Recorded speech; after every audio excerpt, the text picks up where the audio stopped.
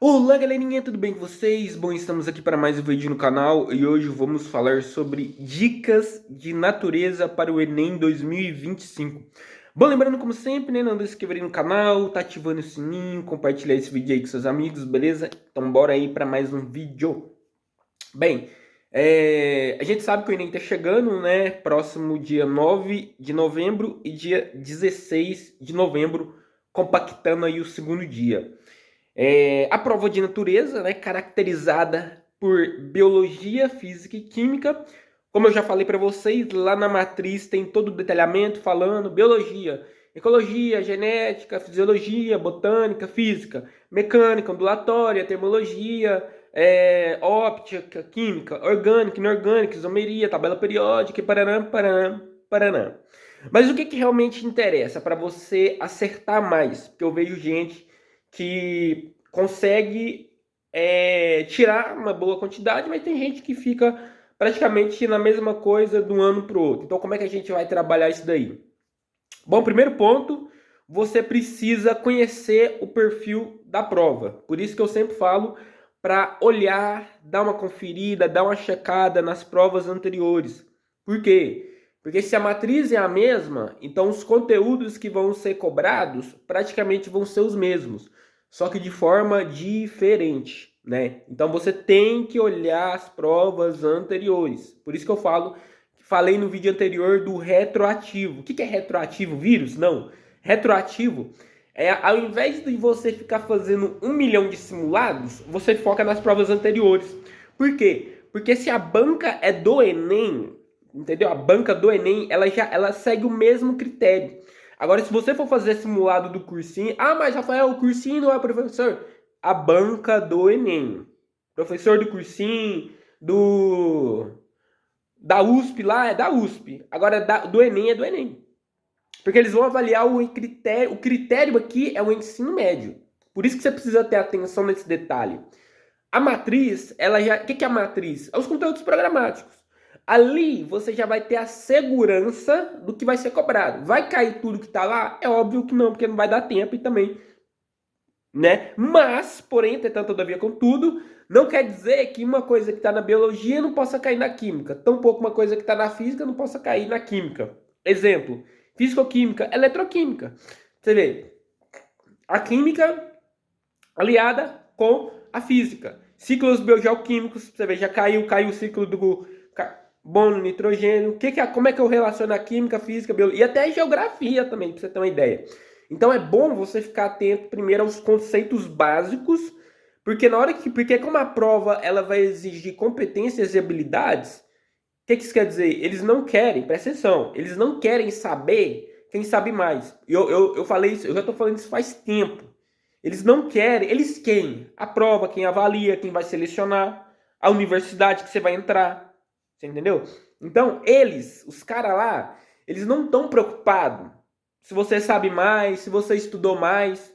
Eles estão preocupados se você tem uma boa capacidade crítica, se você tem um raciocínio lógico, se você sabe interpretar um texto, se você sabe compreender um fenômeno da natureza, um fenômeno climático, algum problema, impacto ambiental, a forma como os seres vivos se interagem no meio ambiente, você está entendendo? É isso que eles vão avaliar. Então, por isso que então você está falando que não. Não. O negócio é o seguinte: você, quando for fazer. Olha, essa dica aqui é matadora.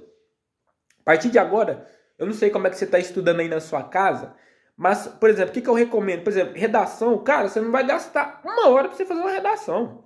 É 10 minutos para você fazer cada parágrafo. 40 minutinhos já tá maravilhoso. Como assim 40? Cara, se você for um cara que. Aquele detalhe, se você estiver treinando de verdade, se você estiver fingindo aí, fica difícil ajudar. Agora, se você tá treinando mesmo. Mas Rafa, se você tá treinando, 10 minutinhos, introdução você vai apresentar. D1 você vai expor um problema, vai pôr lá uma intertextualidade, enfim. D2 é a mesma coisa. E a última, cara, você vai pôr um agente, um meio, modo, detalhamento e finalidade. Eu vou deixar isso para outro vídeo, mas eu já estou adiantando para você entender o negócio. Linguagem, nossa, aqueles textos gigantes, mas, cara, rapidinho você lê. Humanas, pelo amor de Deus, uns textinhos, 2 linhas você já leu, interpretou, acabou. Agora, natureza é praticamente, tipo assim, das 45, praticamente 35 é só interpretação de texto. O resto é cálculo, fazer uma regrinha de 3, matar uma charadinha ali, entendeu? Então você precisa ter isso na cabeça na hora que você for fazer a prova. E isso também tem que estar dentro do seu planejamento de estudo. Porque senão o que acontece? Você acaba gastando muito tempo com coisa que não precisa, ou acaba estudando assuntos que você já sabe e não aprofunda naqueles outros assuntos que ou você tem muita dificuldade ou você ainda não estudou. Então, por exemplo, na biologia, a pessoa estuda muito ecologia, mas não estuda genética.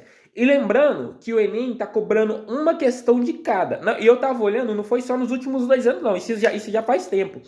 Só que no ano passado, nos últimos 2 anos, eu percebi que a prova ela está muito no sentido de fazer o básico bem feito. Dominou o conteúdo, treinou as provas anteriores, chegou não quer dizer que você vai acertar, mas a probabilidade de você chegar na resposta certa e conseguir acertar a questão é melhor.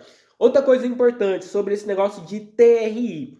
O TRI é o Teoria de Resposta ao Item. É uma calculadora, um mecanismo que é utilizado para calcular, mensurar a sua quantidade de acertos para estabelecer sua nota final. Então o negócio ali é o seguinte, o TRI ele só vai fazer sentido por 2 coisas. Primeiro, se o seu quantitativo de acertos for alto, e segundo, o curso que você for escolher perante a universidade, quantidade de concorrências, etc. Então o camarada quer medicina, fisioterapia, enfermagem, etc., o cara tem que entender que ele vai ter que ter uma boa quantidade alta.